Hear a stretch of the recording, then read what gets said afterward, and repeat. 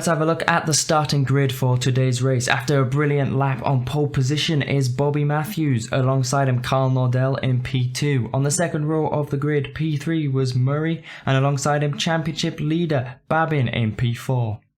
P5 was Hamling, and alongside him Stephen Wallace in P6.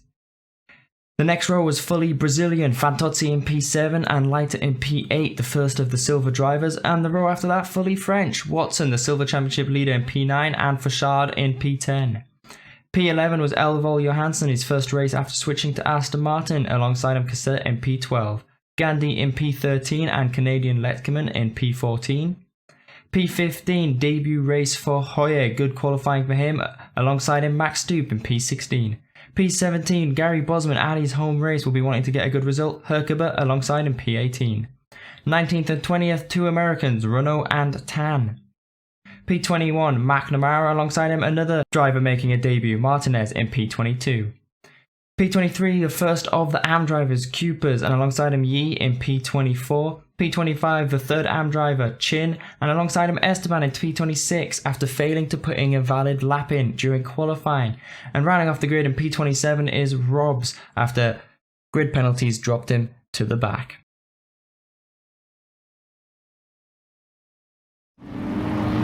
So the race began under torrential downpour. As the drivers crawled towards the line, Matthews on pole position alongside him Nordell, and it was going to be a question of who got away the best. As the lights went green, well, it was Nordell who got the best race start, and as we got into the king of turn 1, he was already ahead, going into a defensive line to make sure there was no overtakes. Everyone made it through turn 1 fairly cleanly, a couple bumps between drivers, but nothing too bad, and that was one of the best race starts we've seen this season.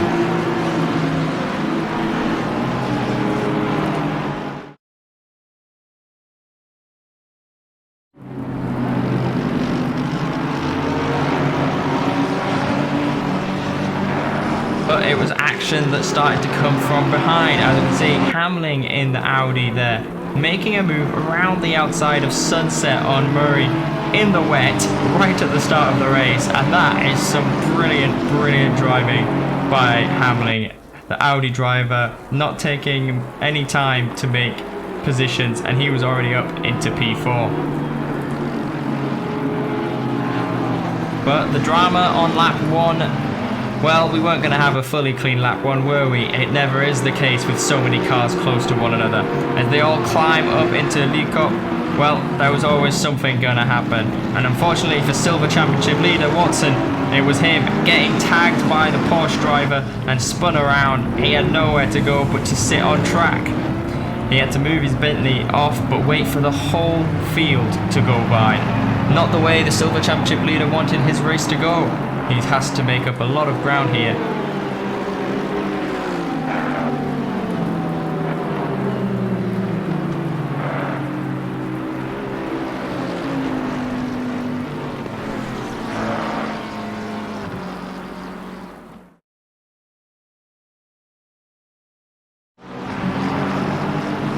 Great start though for another silver driver, Elvol Johansson, getting himself up into P10. And he wasn't going to settle just for P2 in the silver class. He was making moves on pro drivers, going round the outside of Fauchard into Leeuwkop. And what a move this is. The grunt of the Aston in the wet. He manages to hang it round the outside and down mineshaft they come. And ahead he went. But he wasn't the only silver driver making moves. Hoyer on his debut race thought he'd have a pop of the pro Frenchman. And down the inside into Crocodiles he goes, and what a move by the McLaren driver. The silver drivers both moving up positions into P9 and 10, but still 2 and 3 in class. Another driver making moves on the first lap was Esteban, starting P26 after failing to put a valid lap in during qualifying. However, within one lap, he's already in P19. An absolute brilliant effort by the Spaniard. He's fighting for the Silver Championship, and he'll know that he wants to make some positions up here if he wants to keep that title challenge alive.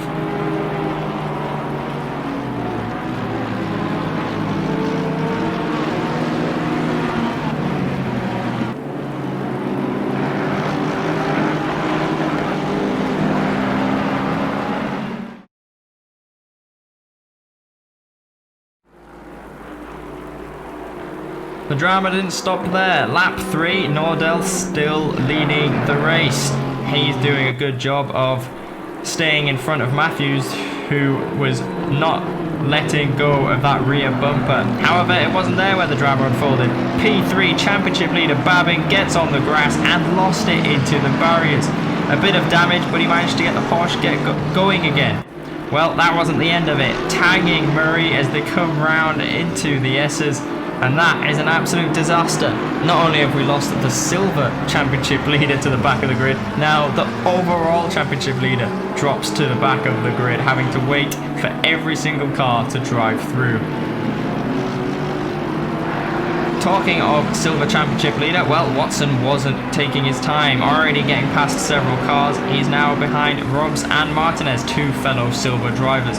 Coming into Leo Kopp here, looks down the inside of the hairpin, but there is no room there. However, out of shot, Robs goes slightly wide and Martinez has a look down the inside. Martinez thinks better of it, but Watson, knowing he has to make up positions round the outside, getting squeezed out so far as he went onto the grass, but the Bentley driver sticking his foot in it and outbraking the Ferrari and making that move into P21. He had nothing to lose after dropping to the back of the grid, but what a move that was by the Bentley driver. Really courageous and brilliant overtake. He was looking to make up positions because he really needs to get a move on.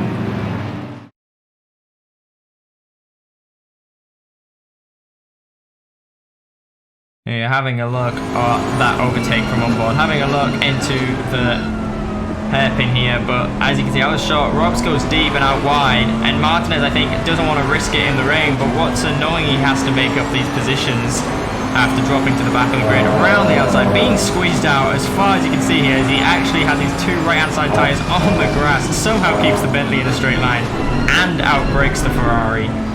I mean, what a move by the Bentley driver, and he will be looking to make more moves like that as he wants to make his way up the field.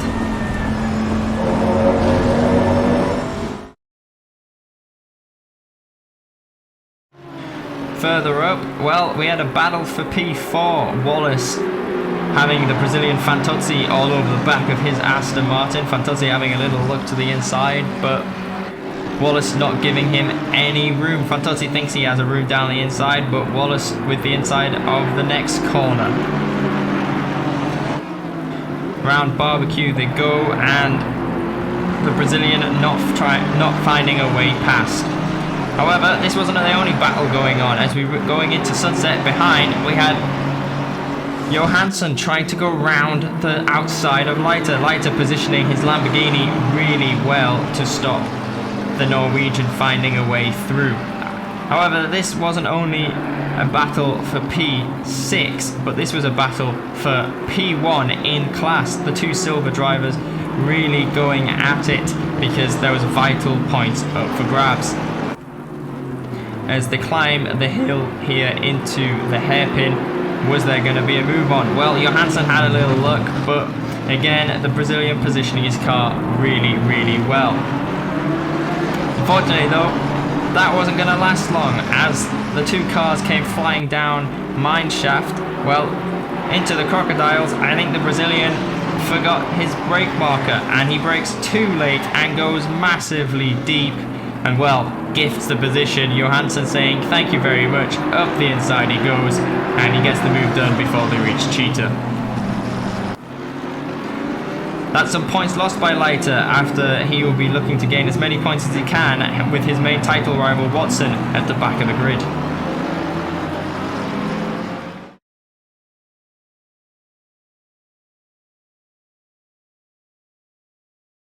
Further on in the race, as the rain continued to pour, well, a scary moment for Johansson. Currently in P4, the Norwegian was doing well, and then getting on the grass coming out of Cheetah, well, it almost all went wrong.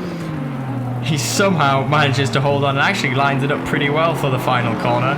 But I'm sure that was a heart-in-mouth moment for him.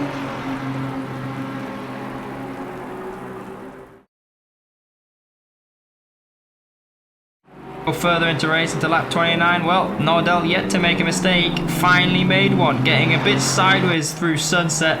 Matthews saw this as an opportunity to try and make a move for the lead. Down the inside he went, but it was not to be. Nordell defending really well on the grunt of that Mercedes at low RPM, managing to keep him ahead. Into the S's they went before the climb up the hill into Leocop. Matthews probably a bit of frustration growing at this point in the race, not being able to find a way past the Mercedes. Nordell doing ever so well to keep mistakes to a minimum and stay ahead of the Aston Martin driver. However, he knows that one more little mistake and that race lead would be gone.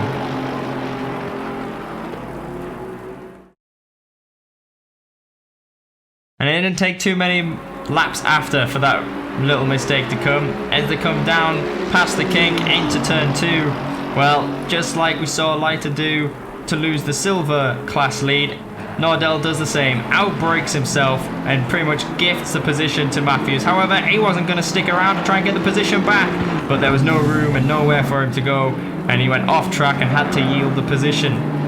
Matthews finally getting up into P1, but Nordell wasn't going to give up that easily, trying to make a move round the outside of Sunset.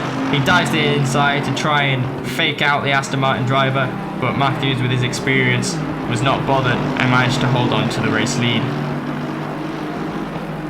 Would Matthews be able to do what Nordell did for the full first half of this race and hang on to the lead of the race? Well, that's what we'll see, because 33 laps, about halfway into the race, Nordell's mistakes finally got the better of him.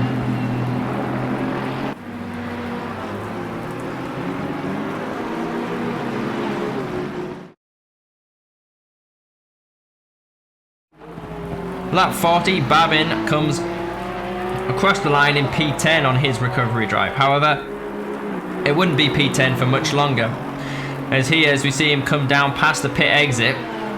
As the shot changes, you see Watson, the silver championship leader, coming out of the pits, and Babin moves up into P9. But as it stands, what did that mean past the halfway point of the race?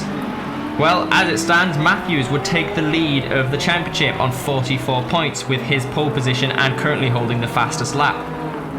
Nordell would also jump the Canadian into P2, with Babin dropping down to P3. Elsewhere, not much else changed. However, Hamlin, currently running in P3, would jump up into 12th, and Johansson and Hoye would both move into the top 20. On board Watson coming out of the pits on cold tyres, he almost got it all wrong going into Sunset. A good save by the Bentley driver meant that he didn't embarrass himself. However, he just opted not to change his tyres at the pit stop, running on used tyres here, and one of the only drivers to do so. Looking at it, if he did change his tyres, he would have dropped behind a further 3 or 4 places. Watson opted for track position rather than overtakes.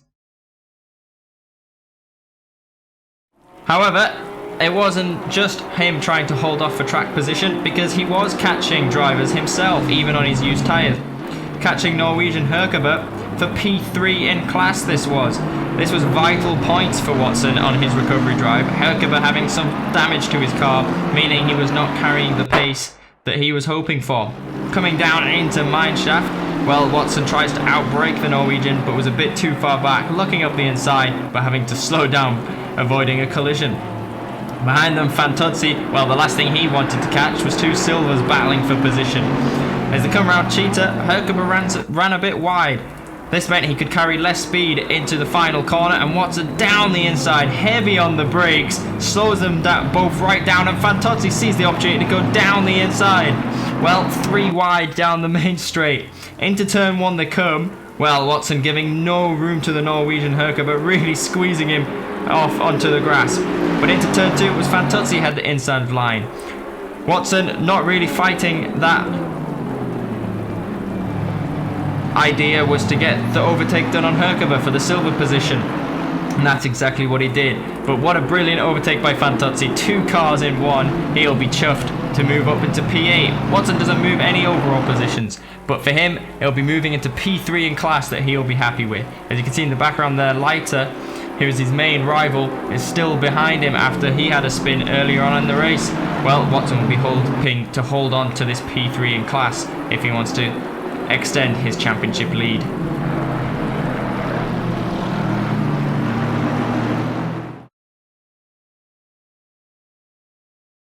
Lap 52, well, it almost all went wrong for race leader Matthews. As he comes here to lap Leiter ahead, the Lamborghini driver, well, gets a bit too much curb coming out of Leo Coupe and sent his Lamborghini spinning into the barrier. The problem is, on a wet surface, he spun back on track and somehow avoided a collision with the race leader. I think a change of underwear needed for Matthews at that moment, but so far so good as he still led the race.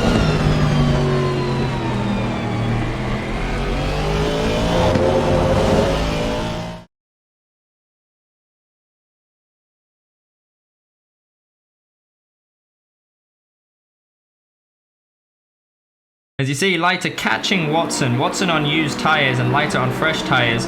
Well, this was his opportunity to close that gap for the Silver Championship lead. Well, that's where it all went wrong. Watching a replay here, as you can see, just getting on the curb a bit, and that wet curb plus the Lamborghini, well, not so good, and he hit the brakes in time to avoid taking out the race leader. But a big blow for the Brazilian, because he was catching Watson for that all-important P3 in Silver class.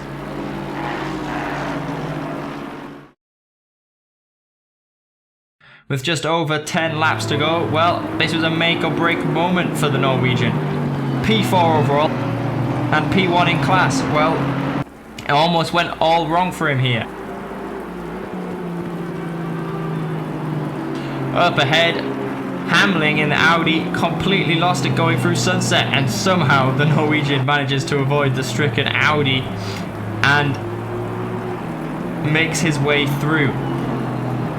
Absolute delight for the Norwegian here as he moves up into P3 overall. Only the second time this season has a silver driver been on an overall podium. Watson did it in Bathurst. Would Johansson be able to bring it home here at Kyalami?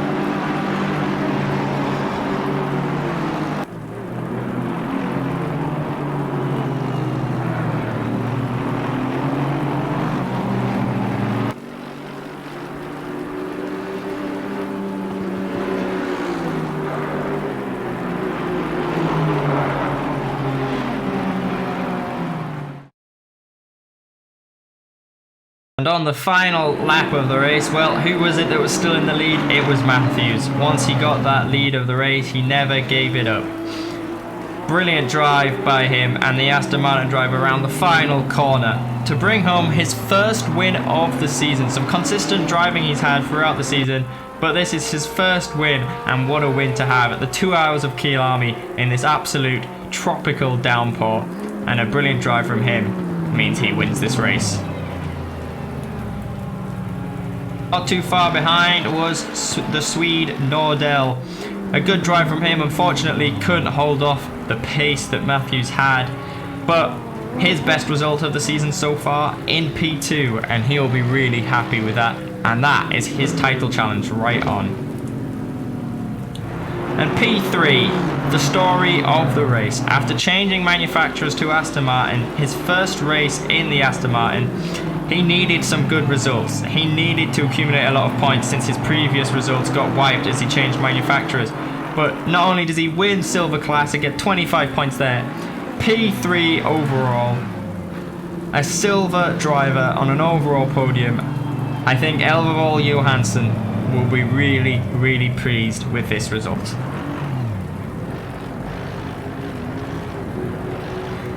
And for the AMs, there was only 3 AMs in this race, but it was Yi that came out on top.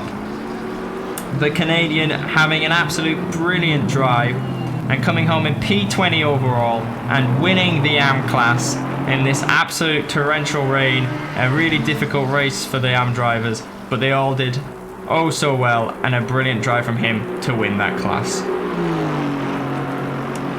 Silver Championship leader Watson managed to hang on for P10. As you can see, Leiter just behind there. If it wasn't for that spin, he probably would have got that. But coming home in P10 and P3 in silver class, Watson extends his lead at the top of the silver standings.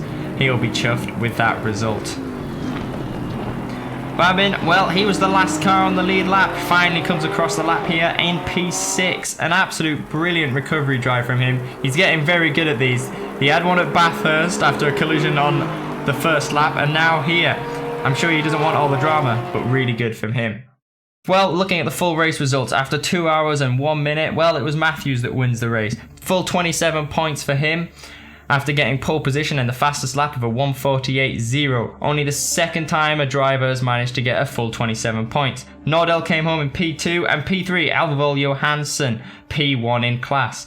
Wallace came home in P4 and Hoye, a brilliant debut race for him, P5 and P2 in class. I think he'll be really happy with that. Championship leader Babin comes home in P6, the last driver on the lead lap. Hamling, after his unfortunate spin with just over 10 laps to go, dropped down to P7. Fantozzi in P8, Stoop in P9, and Watson bringing home the final point of the overall standings, and P3 in class. A good result for him considering he also dropped to the back of the grid. P11 was Leiter, P4 in class. P12 was Gandhi and P13 was Esteban. A brilliant recovery drive from him, going from 26th to 13th, a full 13 places gained from him. Only 2 drivers managed to gain more places that race, and that was Watson, who gained 17 after he dropped to 27th, and Babin, who gained 20 places during that race. Herkoper came home in 14th, Bosman in 15th, his second best result of the season so far after Bathurst. A pretty good home race for him. McNamara came home in P16, Runo in 17th, and top 20 rounded off by 3 Canadians. Robs in 18th, Letkeman, a poor race for him in P19, and the top of the AM drivers, Yi, coming home in P20, only 3 laps down, an impressive display from him. Chin in P21, also only 3 laps down. Martinez, the other debut race driver, in P22. Cupers, the third of the AM drivers, in P23. 24 was Tan, a forgetful race for him. He didn't do so well. And Fashad also having a pretty terrible race, 6 laps down in P25. We had 2 non-finishers. The 2 McLarens of Murray and Cassette failed to see the finish line. What does that mean for the overall standings? Well, Babin manages to hold on to his championship lead, only by 1 point, but his brilliant recovery drive to P6 means he leads with 45. Matthews in P2 with 44 points and Nordell in P3 with 40. Fantozzi looks like the outside shot for this championship with 31, but only 14 points behind, and some good consistent results he's been getting. He'll be looking to bring that title challenge. Another driver trying to bring a title challenge with an outside shot is Beaches. He's missed the last 2 races, but he's the only other driver to get a full 27 from a race. At Suzuka, he managed to do so, but also went the full way and got the Grand Slam with leading every single lap. He still holds on to P5. P6 and 7 is shared by Stoop and Watson, both on 27 points, Watson being the only silver driver in the top overall standings. Stosic in P8 shares P8 with Martinovic, both on 22 points each, and Riccardi with 15 in P10. The silver standings, Watson leads with 69 points. He increased his gap to 17 points over Leiter in P2. Esteban in P3 increases the gap to 4 points over Robs in P4. Tan in P5 with 35 points, but not too far behind is Bosman, only 7 points down now after a good race at his home Grand Prix. In P7 is Alvevol Johansson, a full 25 from his first points in his new manufacturer. He'll be looking to continue that form and bring the title challenge to the top 2 drivers. With more than half the races to go, he can definitely do so. P8 and 9 and 10 is shared by Byrne, Herkover and Hoye, all 3 drivers on 18 points each. Byrne and Hoye both receiving a P2 in one race, bringing their 18 points. The AM standings is the only place where things have changed. Yi now leads the championship. The Canadian moves up to P1 with 80 points. Cupers drops down to second, but only 3 points behind with 77. Chin got P2 today, and that means he's in P3 with 73. The top 3 drivers here, the 3 that were present today, definitely have a really good title fight going on. Prevot, missing the last 2 races, drops down to P4, but on 58 he's only 22 points down, and he'll be looking to come back and winning a few races. Looking at the manufacturer challenge, well, P1 is now Aston Martin with a whopping 87 points. They managed to get 54 points at today's race, and that is the best a manufacturer has done at a single race. And that's only including the points they scored in the overall standings. In P2 is Ferrari with 76. They're led by Fantozzi with 31 and Stoop with 27. They're the only manufacturer with more than 10 drivers, so they'll be looking to get some solid points from the rest of their drivers and try and bring that fight to Aston Martin.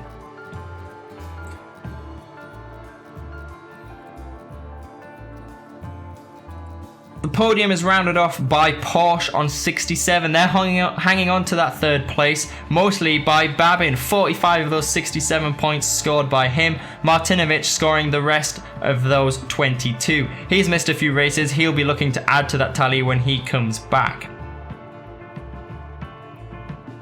They're only hanging on by 2 points though. McLaren having a poor race today at Kyalami.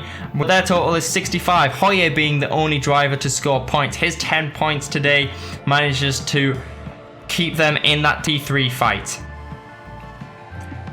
Also in that P3 fight is Mercedes AMG Motorsport with 62 points. They're not too far behind, only 3 points behind McLaren and 5 points behind Porsche. They only have 3 drivers, but 2 of them consistently scoring, Nordell with 40 and Stosic with 22. They have the most points per driver out of all the manufacturers. P6 is Bentley on 33, one of the only 2 manufacturers that don't have a single pro driver in their lineup. Only 3 silvers, and that's led by Watson with his 27 points, Byrne with 6, and McNamara yet to score in an overall standings. They'll be looking to hang on to that P6. The other team with no pro driver in their lineup is Lamborghini Squadra Corsa. Leiter being the only driver to score points from them, the silver driver getting 10 points Nürburgring, and he'll be looking to score points elsewhere. McAvey, the AM driver, not scoring any. And last is Audi Sport with 7 points. Only 1 driver for this manufacturer, which is really surprising considering it's a good car to drive. However, it's the Luxembourgian Guillaume Hamling. He's had a pretty dire start to the season with a few DNFs and being caught up in a few crashes. He didn't have a great race today either with a few spins. However, he finally gets points on the board and he'll be definitely looking to add to that tally and move Audi up the manufacturer standings.